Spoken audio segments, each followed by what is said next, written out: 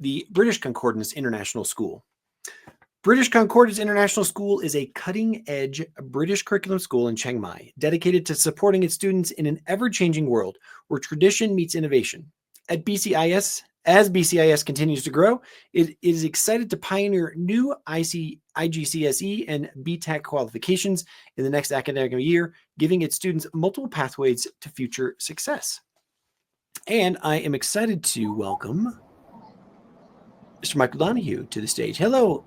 So, you come on there. Is it Mick or Mr. Michael? I know I saw Michael on there before. I apologize. Only banks and insurance companies call me Michael. So officially, yes, but Mick is easier because I can say Mickey Mouse and that makes the kids laugh every time. All right, Mick. Well, it's nice. For Mick. All right, Mick. Nice to meet you. Thanks for taking time out of your busy day to speak with us today here at the schools fair. A question I like to start with, and just sort of hear your reaction to, is when you get up in the morning and you're going to make that commute to get to school. What do you get excited about? Why? What's that reason you're saying, wow, this is why I go to British Concordance International School? Endless possibilities, I would have to say.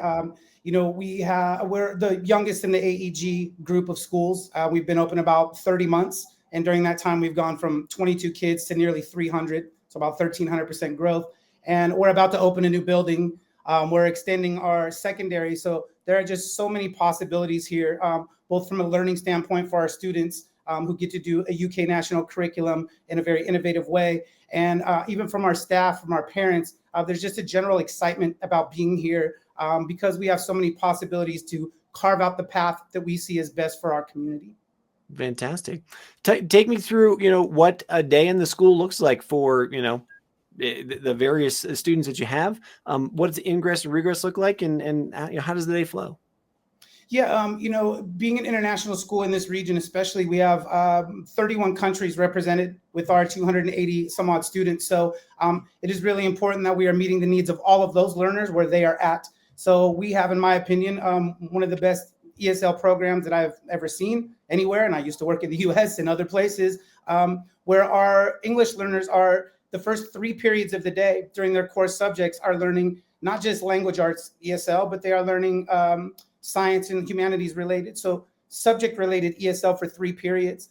We piloted this last year in our first year, 40% reintegrated back into their homerooms. And so we want to make sure we're meeting our learners where they are so that at a certain point they can be on more even par and learn as much as possible together. We also have in primary, at least, our core subjects taught in the morning. Kids are fresher and ready to learn some of the deeper academics.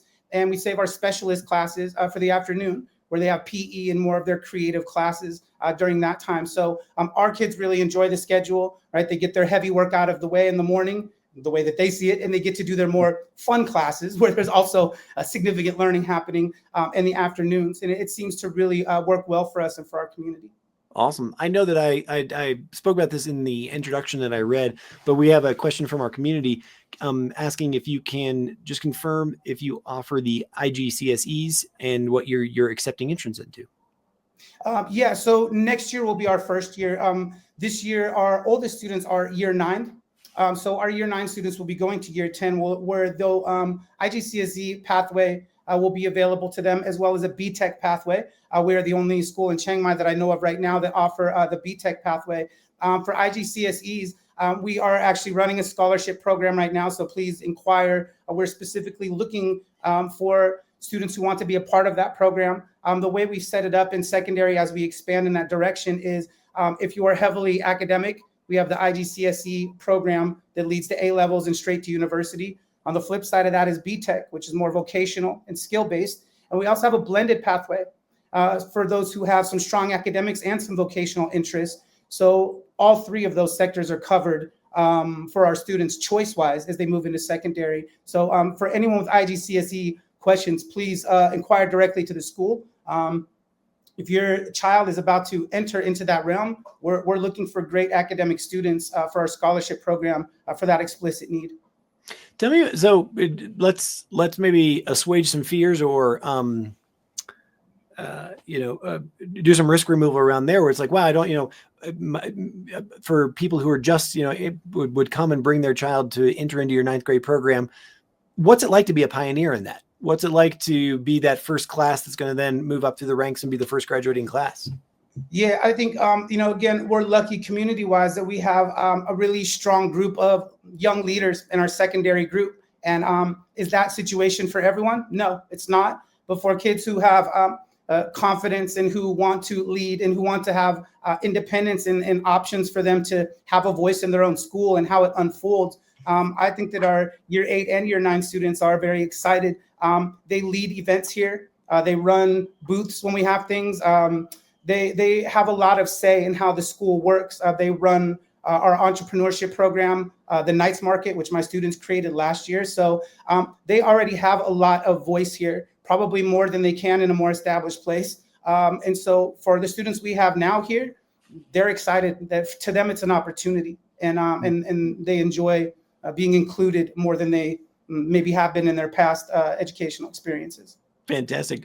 The person who was asking about the IGCSEs wants to learn a little bit more about the BTEC program, if you wouldn't mind. And I know that you made the distinction between academic and vocational, but what exactly is BTEC? Yeah, so BTEC, so when our new building opens in the back, tentatively slated for August of 25, right, for our new school year, we will have a food technology lab, a science and chemistry and physics lab, a creative media lab. All of these are hands-on co-experiential learning, where you're learning cross-curricularly, you're learning future skills like critical thinking alongside your standards-based UK national. BTEC is more of the vocational project and skill-based pathway, whereas the IGCSEs are heavily academic, lots of studying for big tests, and then of course the blended pathway in the middle. So by offering both, if you're very strong academically, you have a clear pathway to those universities you're hoping to get to. But even on the BTEC side, it can either lead to an instant career, depending on the field you've chosen, whether it's technology, food tech, those kind of things, or you also still have a pathway to university if that is where you end up at the end of that part of your journey. And so I would describe BTEC as more skill-based, vocational, project-based demonstrations of what you've learned, and the choices are on the IGCSE, English, math, science, the kind of subjects you're used to. Whereas on the BTEC side, they're a lot wider ranging and are more geared towards industries, right? So technology-based ones and hospitality-based ones. So there's just an all-encompassing between the two of them. But I would say BTEC is just more skill, project, and vocationally based as compared to the IGCSEs. Fantastic. I think that you just got a shout out on YouTube by maybe one of your young learners there, and they're calling you Mr. Mick. So I'm just letting you know. Thanks for watching, guys. You should be learning right now, though. It's break time for secondary. Okay, no problem. I love it. That's fantastic. That's wonderful. I'd love to hear your perspective and your opinion about why Chiang Mai.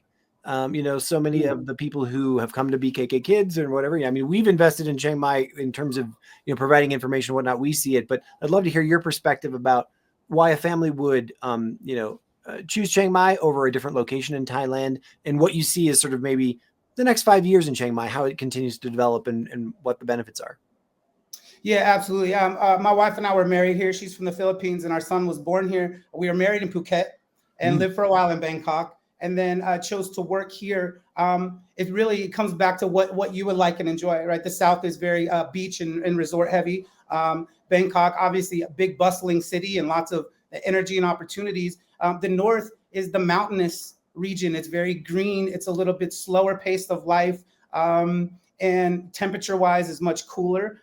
For people that have been in Chiang Mai a long time, they always say to us how much it's changed recently. And I think it's because Chiang Mai leads out to digital nomads and other international people who would like to settle in Thailand outside of Bangkok. And so what we've noticed, at least those of us who work here and live here, is a really thriving international community. I mean, just people from all around the world. I was in Saudi Arabia last summer teaching an entrepreneurship program, and I heard two guys, a Saudi gentleman and an American gentleman, saying that hopefully someday they'd love to retire in Chiang Mai.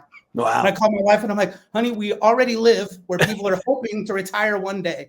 That was a good clue that we were in the right place. And so, yeah, if you've not visited here before, I would encourage you coming here. I think once you see it, if you're someone who likes the green spaces, the cooler climate, and a little bit slower pace than the capital. Chiang Mai is a great place to raise a family and to live. Talk to me about. Thanks for that. That's wonderful. Talk to me about the sort of transition programs that you have. So, Chiang Mai is attracting a lot of people. They come and the children are at various stages in their academics. How do you bring students in wherever, kind of meet them wherever they're at and make sure that they fit into the school? And then the same thing when they're leaving, what does that look like? How do you help them to move on and, wish them farewell? Yeah, I mean, in terms of acclimating them when they come here, this is, I think, something we've all learned from seeing the problems that happen when new families are coming to a new community, a new country, a new language, a new schooling system. Everything for them is entirely new. And so our focus really as a management team is to put people first.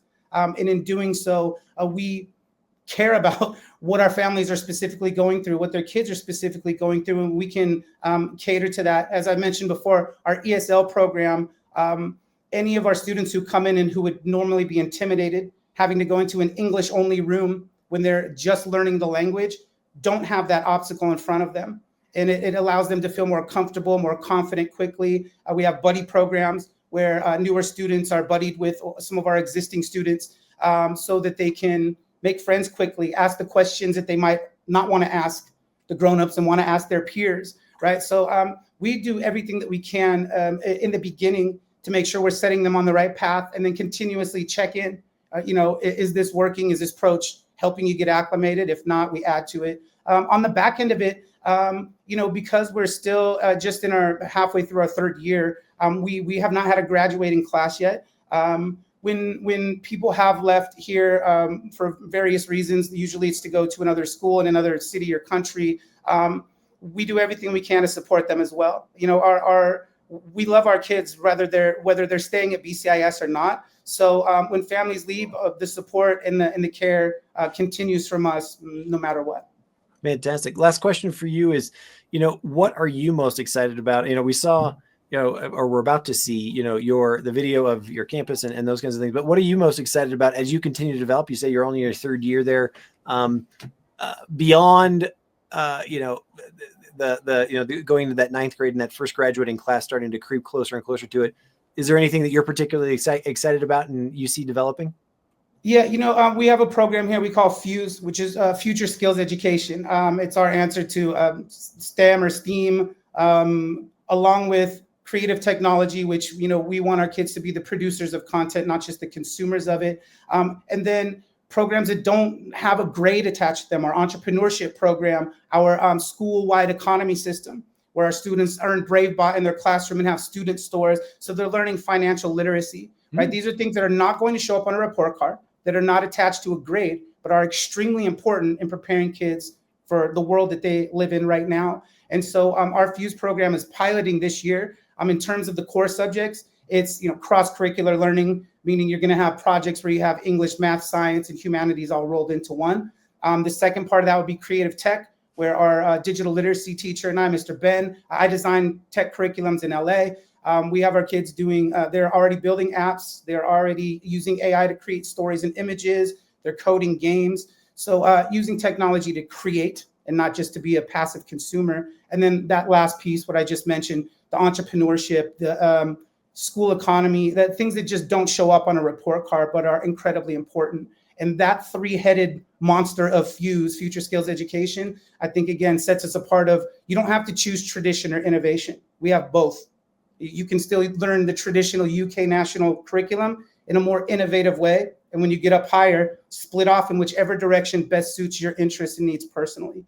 So I'm just excited about all the possibilities, but in particular, FUSE isn't just a program for us. It's an approach of making sure that our kids are really prepared for the future.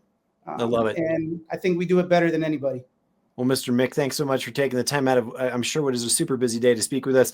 We got to give a shout out to Raifu Fin and Nyan Lin Pae. Both of them came out and gave you a high five. They're our first students to come out and give comments. So I got to say, that's a thumbs up to you. You've engendered that. So love you guys. Thank you for the love back. Thank you so much for allowing us this opportunity to share what we love about our school. Our video is more of just a kind of a tour because you were going to hear all the juicy bits from me anyway. So yeah, enjoy the tour of our beautiful campus. And thanks again for the opportunity. Have a great one. Thank you so much. And without further ado, here's that wonderful tour.